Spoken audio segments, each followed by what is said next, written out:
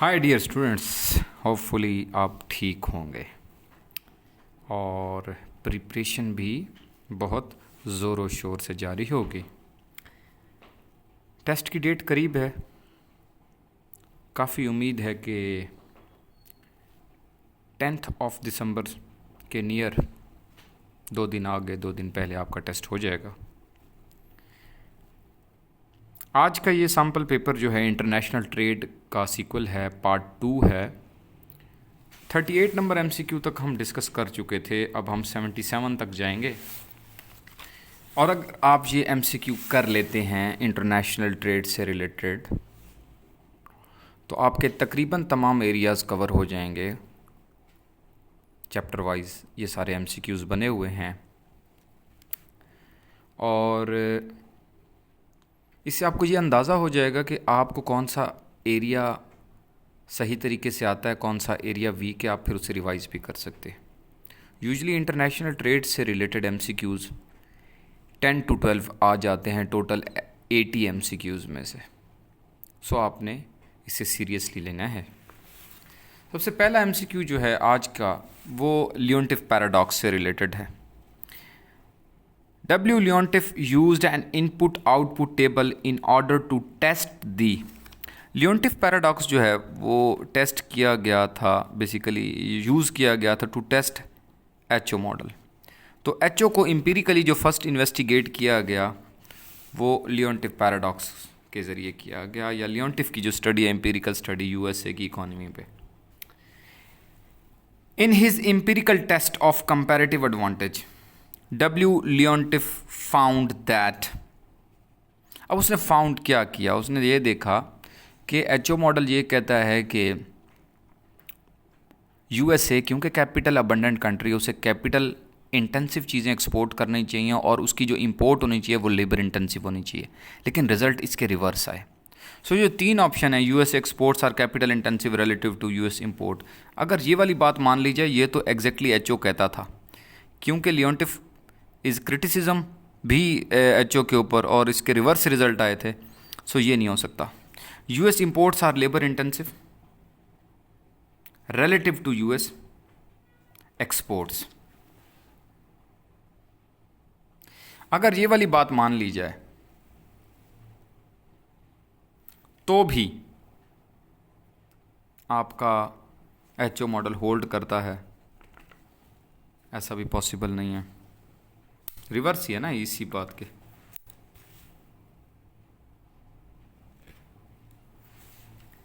US exports are neither labour nor capital intensive, ये वाली बात भी लियोनटिफ पैराडॉक्स में नहीं कही गई थी। None of above the answer. Leontief paradox ने ये कहा कि यूएसए जो इंपोर्ट कर रहा है वो भी कैपिटल इंटेंसिव चीज़ें कर रहा है और उसके कुछ रीजंस हैं, वो आप पढ़ लेंगे। W. Leontief results can be interpreted as evidence against Ricardian, evidence against HO. मैंने अभी भी बताया आपको, तो ये evidence against the HO model है। ये थोड़ा सा ऊपर करना पड़ेगा मुझे, यस। तो W. Leontief results can be interpreted as evidence against the HO model. This is the answer. Advocates of industrial policy maintained that government should, industrial policy के एडवोकेट जो हैं वो क्या कहते हैं, pursue a free trade as a policy that leads to maximum global efficiency, grant subsidy to firms offering potential comparative advantage, provide loans to domestic workers in exporting industry, loans to domestic workers. Policy कौन सी है? Industrial policy है, तो इसका कोई ताल्लुक नहीं बनता है। इंक्रीज इंटरेस्ट रेट, नहीं, इंटरेस्ट रेट तो डिक्रीज होना चाहिए। परसू फ्री ट्रेड, तो लोकल आपकी इंडस्ट्रियलाइजेशन तो वीक हो जाएगी। सो आप सब्सिडी दें to the firms offering potential comparative advantage, जिनकी एफिशिएंसी है उनको आप दें ग्रांट्स, सब्सिडी की। 43 MCQ.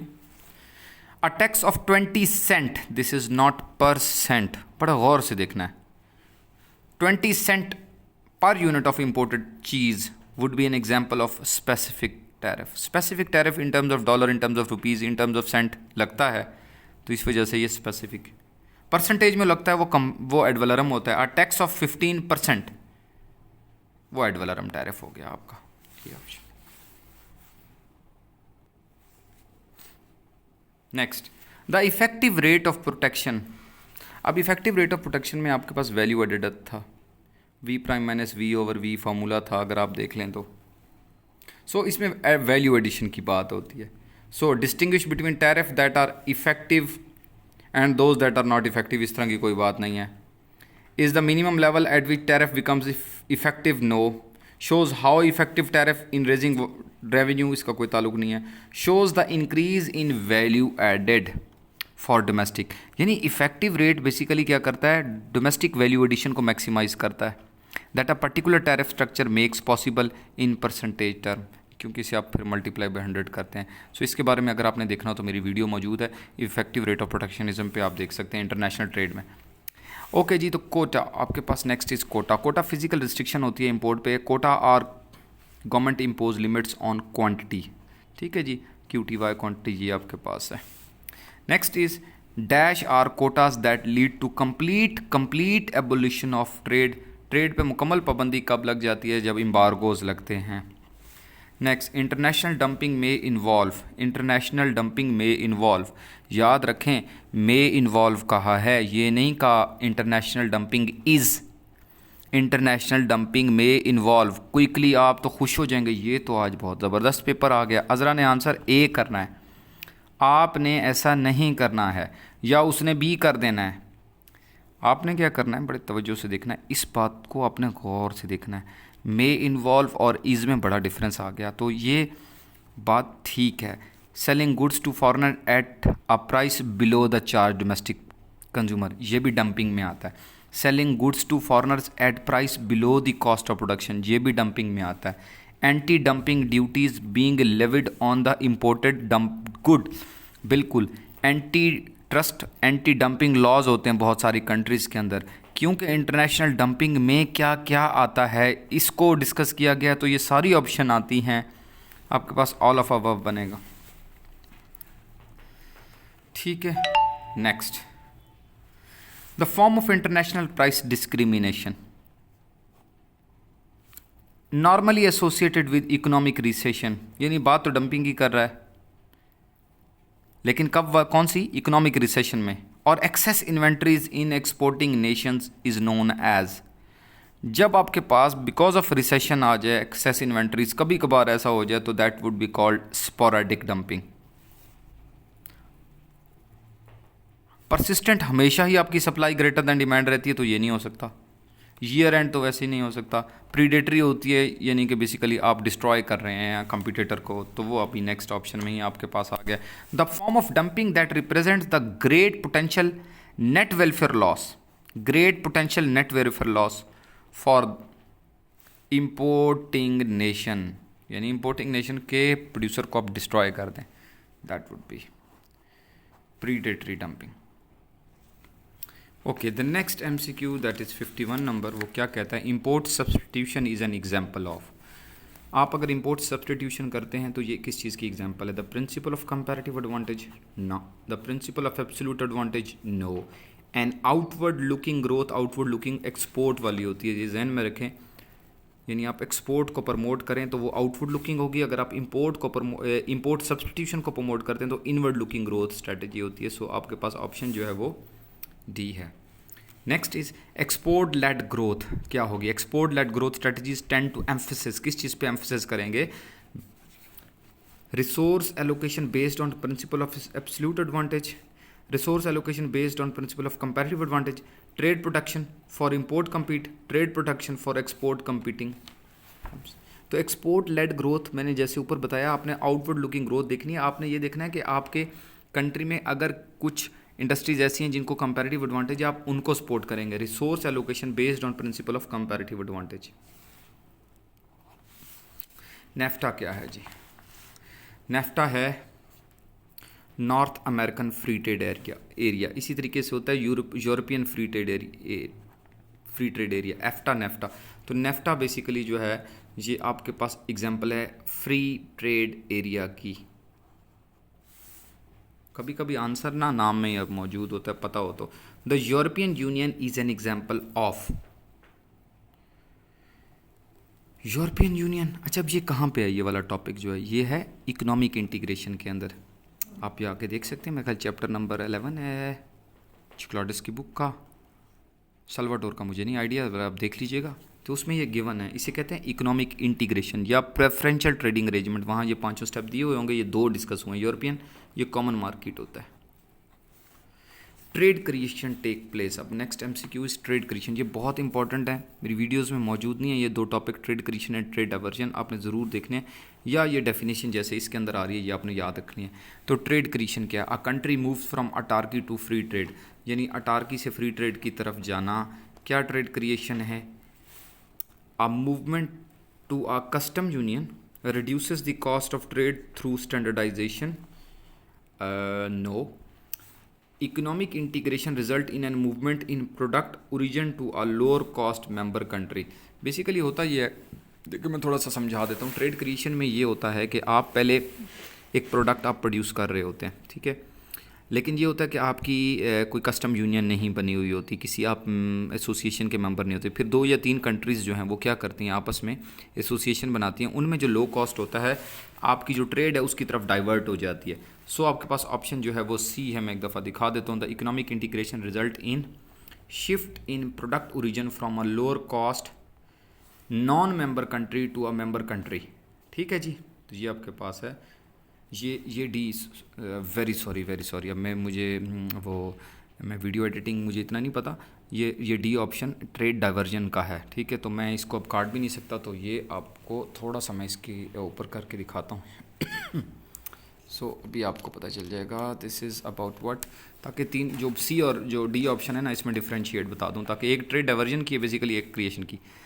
ट्रेड क्रिएशन में क्या हो रहा है? Economic integration results in a movement in product origin to a low cost member country। Basically होता ये है कि आप जो है ट्रेड, पहले वो चीज़ खुद प्रोड्यूस कर रहे थे, अब आपने क्या कर दिया, उस प्रोडक्ट को लो कॉस्ट, क्योंकि वो पहले मेंबर नहीं था इसलिए आप उसे ट्रेड नहीं कर रहे थे, अब वो आपके साथ मेंबर बन गया, कस्टम यूनियन बन गई है, और जो कस्टम यूनियन में होते हैं यूजली उनके आपस में फ्री ट्रेड होती है।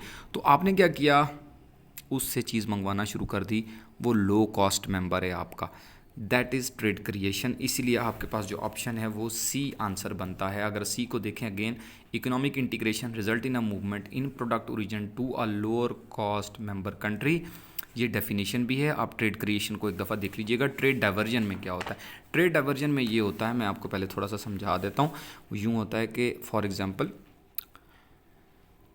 पहले आप ट्रेड कर रहे हैं, मिसाल के तौर पे पाकिस्तान टर्की के साथ ट्रेड कर रहा है,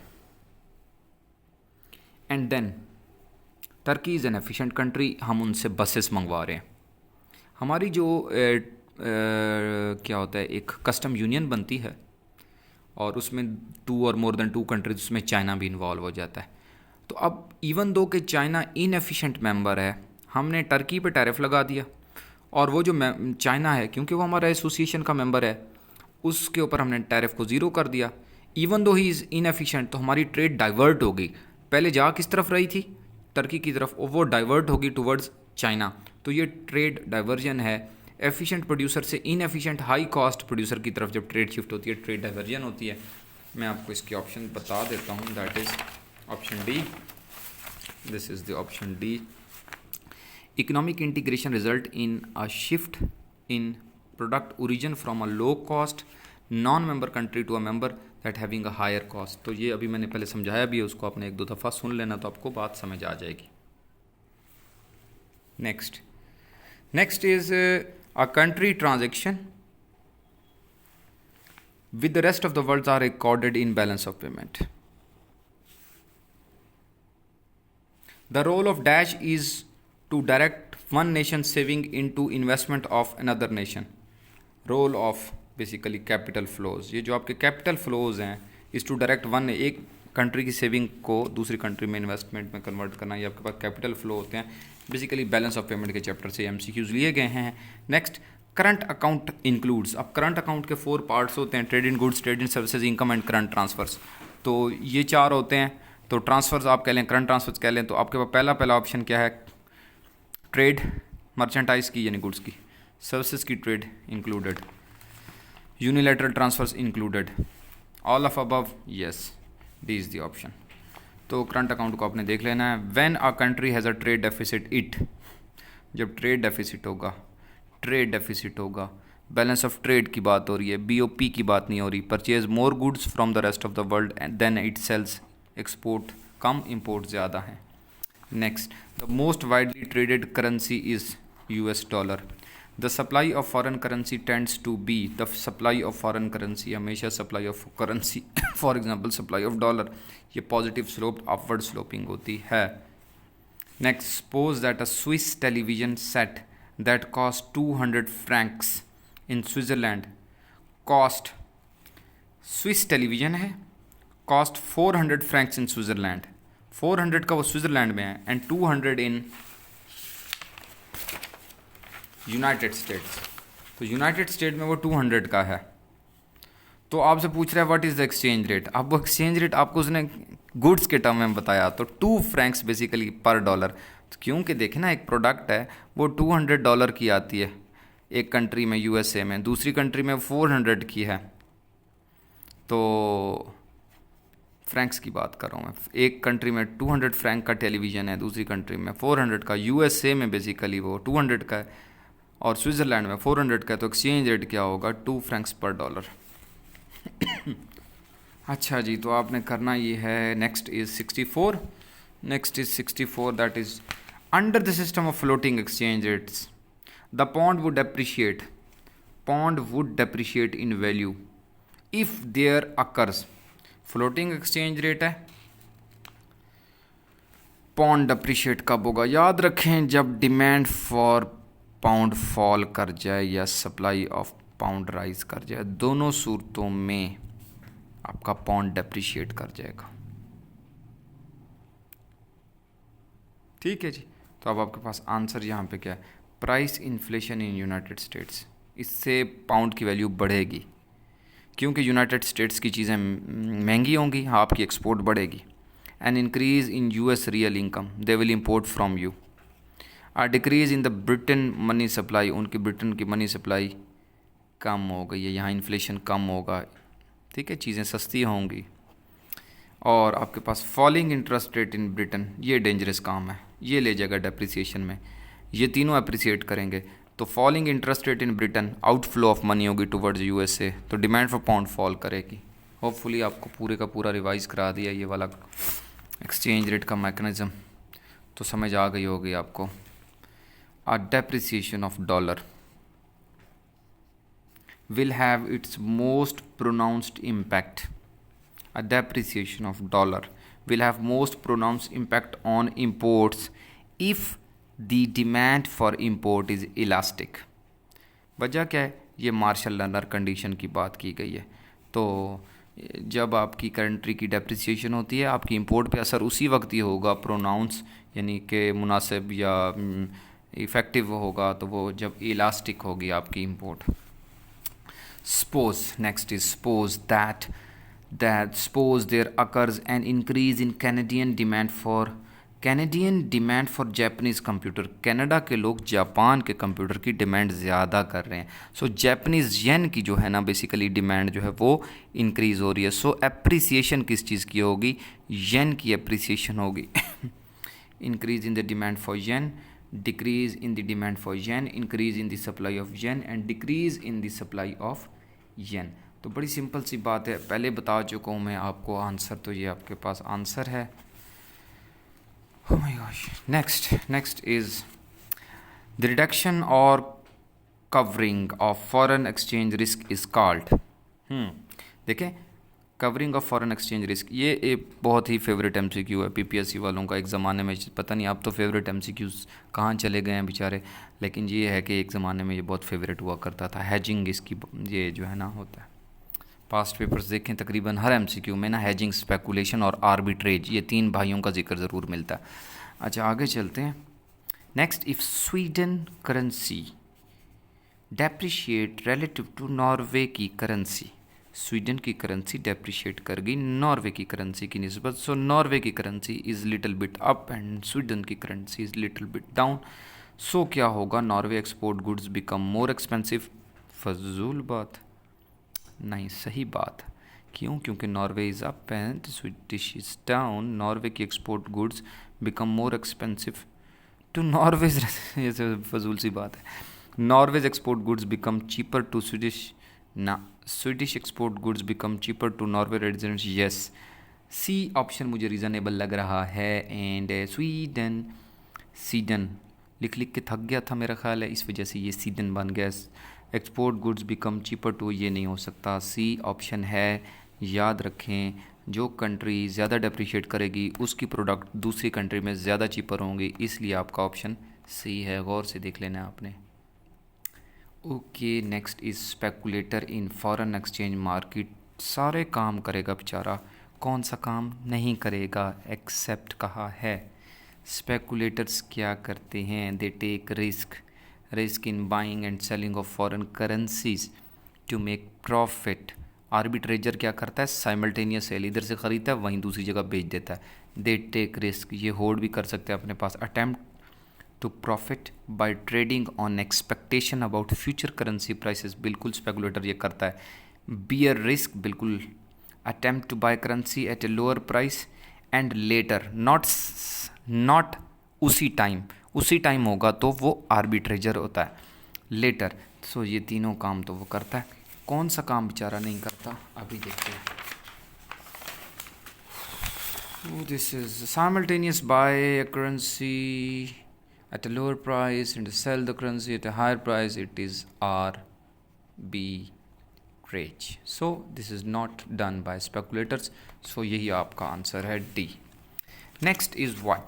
If exchange rate between Swiss francs and British pound is 5 francs per pound, 5 francs per pound, 5 francs per pound. Okay, the number of pounds that can be obtained to 200 francs, 200 Frank दे के कितने pound मिलेंगे? 200 Franks दे के कितने pounds मिलेंगे? Divide 200 by 5, you will get 40। इतना simple, ठीक है, you will get this। क्योंकि एक का रेट है 5, so 200 divided by 5, you will get 40। this is the answer। आगे चलते हैं। McDonald's, if a McDonald's burger sells for the same dollar value in New York as in London. एक बात पता है क्या हो रही है? ये हो रही है कि मैकडोनल्ड का जो बर्गर है वो डॉलर वैल्यू में न्यूयॉर्क में भी उतने का या लंदन में भी उतने का है। इसको कहते हैं लॉ ऑफ वन प्राइस, इसे कहते हैं purchasing power parity theory. This is the answer, पढ़ने की ज़रूरत ही नहीं है बाकी। आगे चलते हैं। Relatively low real interest rate in United states. Low real interest in होगा क्या? बेसिकली मैं कहता हूँ कि अगर लो रियल इंटरेस्ट रेट है यूनाइटेड स्टेट्स में, मुझे पता है मैं वहाँ पैसे नहीं रखूँगा, तो बेसिकली इनफ्लो कम होगा यूएसए में, डिमांड फॉर यूएस करेंसी कम होगी। अब देखते हैं आंसर क्या है। Decrease the foreign demand for dollars, बात तो ठीक है। Causing the dollar to depreciate, decrease the foreign demand for dollar, decrease the foreign demand for dollar, causing the dollar to appreciate, ऐसा तो नहीं होगा। Increase the foreign demand for dollar, causing the dollar to depreciate, decrease the foreign demand to dollar, causing the dollar to appreciate. So जिस currency की demand कम होती है उस currency की वैल्यू भी कम होती है। A is the option. Decrease the foreign demand for dollar, causing the dollar to depreciate. A is the answer. Next, a primary reason that explains appreciation in the value of US dollar US dollar, अब देखिए ये वाला और ये वाला MCQ कितना मिलता जुलता है। ये अगर आपने इधर गलत किया तो ये भी गलत हुआ। एप्रिसिएशन यूएस डॉलर की कब होगी? जब यूएसए में हायर इंटरेस्ट रेट होगा, इनफ्लोज होंगे। This is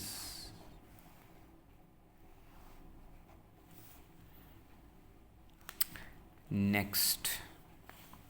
Because of the J curve effect, the partial currency pass through a depreciation of domestic currencies tend to increase the size of what? Of what? ये होता था आपका J curve effect जब आप छोटे होते थे। T1 से ये हो गया T2। तो ये होता ये है कि आपका जो बैलेंस ऑफ ट्रेड है ना, ये डेफिसिट इंक्रीज होता है फर्दर। शॉर्ट रन में T1 से T2 इंक्रीज होगा और देन फिर ये कम हो जाएगा। सो कहता है increase the size of what? Trade deficit in the short run.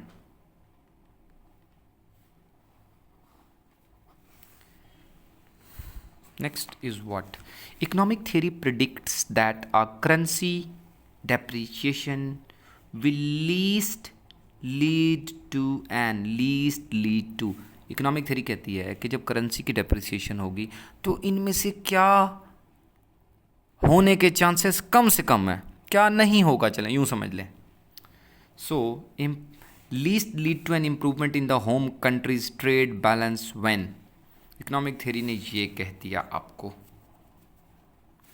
Home demand for import is inelastic. Oh my gosh, यही हो सकता है। आपने कहना है हमने तो लेनी है इम्पोर्टेड कॉस्मेटिक्स, तो हमने तो लेनी ही वही चीज़ है। तो आप जब एडिक्टेड हो जाते हैं तो चाहे डेप्रिसिएशन कर लें तब भी ये होना ही होना होता है। चलें अभी देखते हैं जी। Lead to an improvement in home countries trade balance. हमने बेसिकली ट्रेड बैलेंस को इम्प्रूव करने के लिए डेप्रिसिएशन की। इनमें से कौन सा इम्प्रूवमेंट नहीं होने देगा? एक तो मैंने ये बता दिया कि अगर आपकी demand for import in elastic होगी, foreign export demand is in elastic. ये बिल्कुल ठीक है, ये मार्शल अर्नर कंडीशन के अगेंस्ट है, टोटली अगेंस्ट है, रिवर्स है। Demand for home import is elastic and foreign demand in elastic ना। Home is elastic in elastic, this is elastic and this is elastic. एक ही ऑप्शन है, वो ये है। क्यों इन तीनों ऑप्शंस में एक इलास्टिक एक इन इलास्टिक रखा है? हमारा ऑप्शन क्या था, ए था या डी था? डी मार्शल अर्नर कंडीशन को फुलफिल करता है और ए टोटली रिजेक्ट करता है।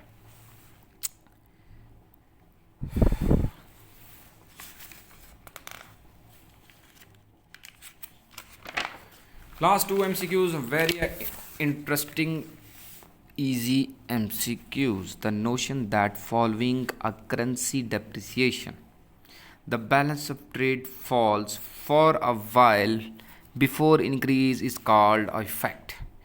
क्या कहता है कि करेंसी डेप्रिसिएशन करने से आपका बैलेंस ऑफ ट्रेड डेफिसिट पहले थोड़ा सा फॉल करता है, देन इंप्रूव हो जाता है। It's called J curve effect. So J curve के फिनोमेना को एक्सप्लेन करने के लिए पूछा गया है, विच exchange rate system does not required monetary reserves is called floating exchange rate. This was all about from today's video. It was related to international trade. If you found that ये थोड़ी सी मुश्किल थी तो आप इन टॉपिक्स को, जो आपको मुश्किल लगे, आप रिवाइज करें। अगर आपको लगा है कि ये फॉन्ट साइज़ थोड़ा सा छोटा है तो आप फिर इस तरह करें कि मोबाइल को करीब करके इसको देख लें, क्योंकि मेरे पास तो यही ऑप्शन थी। और दूसरी बात ये है कि वीडियो क्वालिटी को 720 पे ले जाएं, 480 पे ले जाएं, या फिर आपको ये क्लियर नज़र आएगा। और अपनी ब्राइटनेस को इंक्रीज़ कर लें। Thank you very much. Time is very short. Share with the friend. आपका जो बेस्ट और बेस्टी है ना, उसके साथ शेयर करें, ठीक है जी, सवाब मिलेगा। और शेयर नहीं करेंगे तो फेल हो जाएंगे, ठीक है। Thank you very much. Take care, bye bye.